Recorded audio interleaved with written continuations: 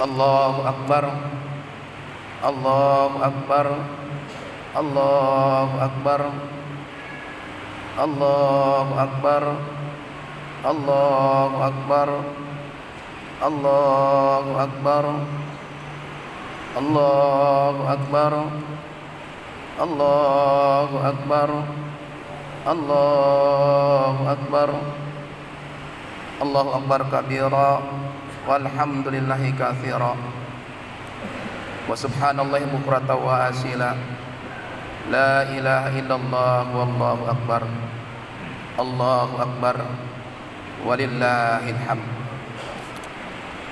Alhamdulillahi wa kafa, alladzi an'ama alaina bi'idil adha. Asyhadu an la ilaha illallah wahdahu la syarika lahul malikul huda, wa asyhadu anna Muhammadan abduhu wa rasuluhu alladzi la yantiqu anil hawa in huwa illa wahyun yuha. Allahumma salli wa barik ala hadan nabiyil mustafa sayyidina wa maulana Muhammadin sallallahu alaihi wa alihi wasallam ahla sidqi wal wafa, wa ala alihi wa ashabihi wa man tabi'ahu bi ihsanin ila yaumil jaza. Amma ba'du, fa ya ayyuhal musallun usini wa anfusakum wa iyaya bitaqwallahi faqad fazal muttaqun, wa ahutsukum ala ta'atillahi wa ta'ati rasulillahi fi kulli waqtin la'allakum tuflihun. A'udzu billahi minasy syaithanir rajim. Falamma balagha ma'ahu sa'ya qala ya bunayya inni ara fil manam adbahuka fanzur madza tara. Qala ya abati fa'al ma tu'mar satajiduni insyaallahu minas sabirin. Shadaqallahul azim wa shadaqa rasulul karim, wa nahnu ala dzalika minasyahidina wasyakirin walhamdulillahi rabbil alamin. Allah yang maha suci, Allah yang maha besar, Allah yang maha belas kasih.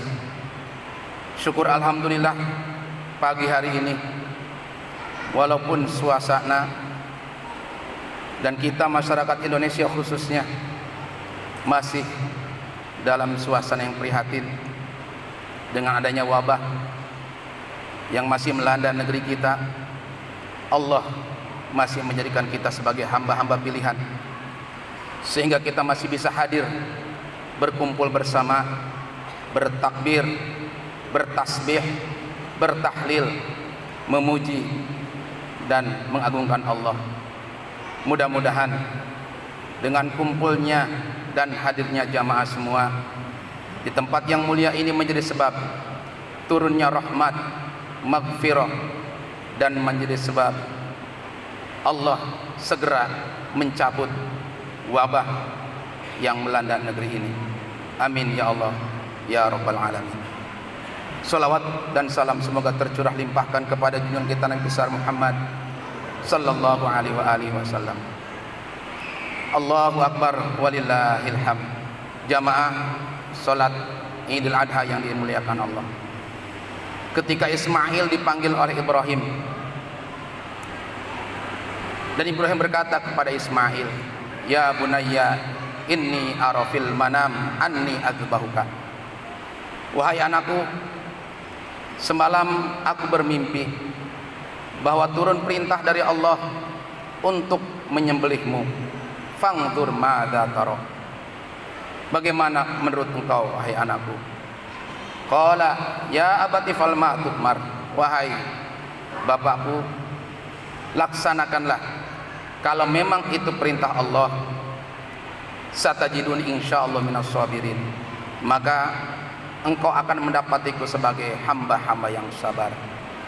Dialog yang interaktif, percakapan yang luar biasa mesra ini antara bapak dan anak Allah abadikan di dalam Al-Quran, tepatnya di dalam surat As-Saffat ayat 102.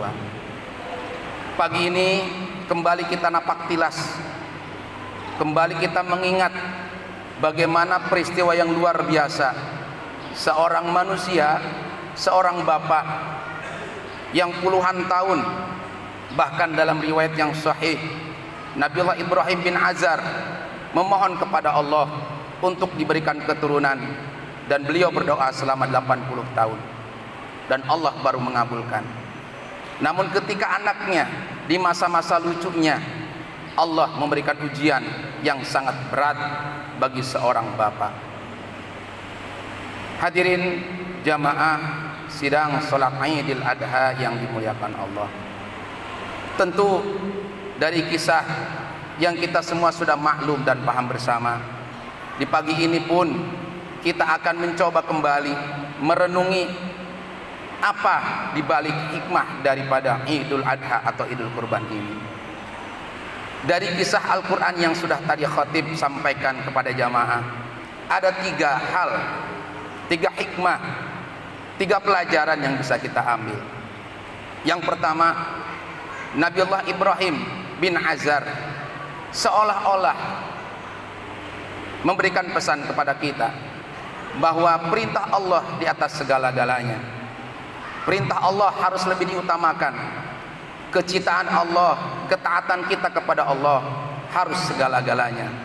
Walaupun kasih sayang kita sebagai orang tua, baik kepada istri, kepada anak, kepada keluarga, tetapi ketika datang perintah dari Allah, maka hukumnya kita harus mengutamakan perintah di atas segala-galanya.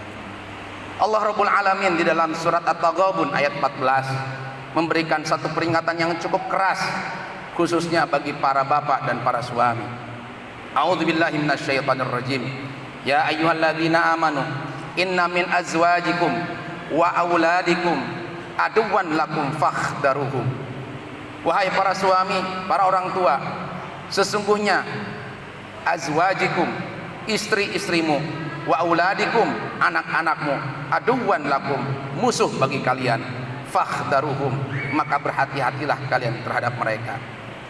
Tafsir Ibnu Katsir di dalam ayat ini memberikan satu peringatan kepada para suami agar berhati-hati di dalam mendidik istri, mendidik anak. Berapa banyak orang tua berurusan dengan penegak hukum, baik itu anaknya terlibat narkoba ataupun istrinya yang pola hidupnya yang zaman sekarang yang kita sebut dengan konsumtif. Mereka mengikut-ikuti hidayah seperti hidayah sosialitas, sehingga menuntut suaminya untuk berbuat lebih banyak, padahal penghasilan suaminya tentu tidak sebesar yang diharapkan, sehingga suaminya pun terjerumus ke dalam hal-hal yang diharamkan oleh agama. Pesan dari Nabi Ibrahim, riwayat Idul Adha ini memberikan satu nasihat bagi kita untuk mengutamakan perintah Allah di atas segala-galanya. Allahu Akbar, walillahil hamd. Jamaah sidang salat Idul Adha yang dimuliakan Allah.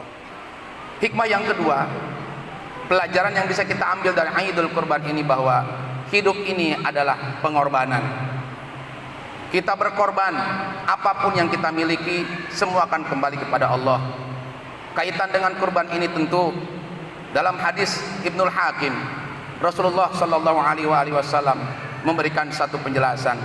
Siapapun dari umatku ketika diberikan keleluasan rizki tapi dia tidak mau berkorban, fala yaqrabanna musallana, maka jangan sekali-kali mereka mendekati tempat ibadahku. Penafsiran yang lebih luas, jangan sekali-kali mereka mengaku sebagai umatku. Ketika banyak orang mampu membeli sepeda yang mahal, ketika banyak orang merokok tiap hari berapa bungkus habis, mereka begitu ringannya. Tapi ketika ada perintah untuk berkorban, kadang-kadang mereka berpikir bahwa kurban itu adalah perkara yang sunnah, sehingga tidak menjadi satu tuntutan. Ada juga yang memahami bahwa ketika seseorang ingin berkorban dan ditanya, kenapa Bapak tidak berkorban tahun ini? Dia menjawab, karena sudah dilakukan pada tahun kemarin. Tentu ini pemahaman yang keliru, karena kurban selama dia diberikan keluasan rezeki, maka wajib hukumnya karena perintah Rasulullah untuk senantiasa mengeluarkan kurban. Allahu Akbar, walillahil hamd. Jamaah sidang salat Idul Adha yang dimuliakan Allah. Hikmah yang ketiga yang bisa kita ambil, hakikat daripada penyembelihan ibadah kurban itu adalah kita berusaha menghilangkan sifat-sifat hewani. Bagaimana ketika Ibrahim di saat-saat memotong leher anaknya Ismail, maka Allah mengganti yang jauh lebih baik daripada sembelihan Ismail. Tentu ada hikmah yang tersirat dari kisah ini, bahwa ketika kita memotong leher kambing, memotong leher sapi atau kerbau, maka di situ ada satu pesan yang tersembunyi, bahwa di saat itulah kita harus bisa memotong atau menghilangkan sifat-sifat hewani. Dalam Al-Quran Allah berkata, la yanallahu luhumuha wala dima'uha. Allah sama sekali tidak menerima apa yang kau sembelih, baik itu dagingnya ataupun darahnya. Walakin yanalu taqwa minkum. Tapi sesungguhnya Allah menerima takwa dari kita semua. Oleh karena itu, jamaah sidang salat Idul Adha yang dimuliakan Allah, momentum yang baik ini kita manfaatkan dengan sebaik-baiknya.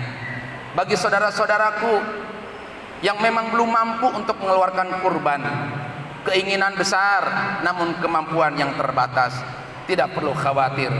Dalam hadis Imam Ibnu Hakim, Rasulullah sallallahu alaihi wasallam memberikan alternatif yang lain. Apa kata beliau? Ada amalan yang setara pahalanya dengan ibadah kurban. Apa itu ya Rasulullah?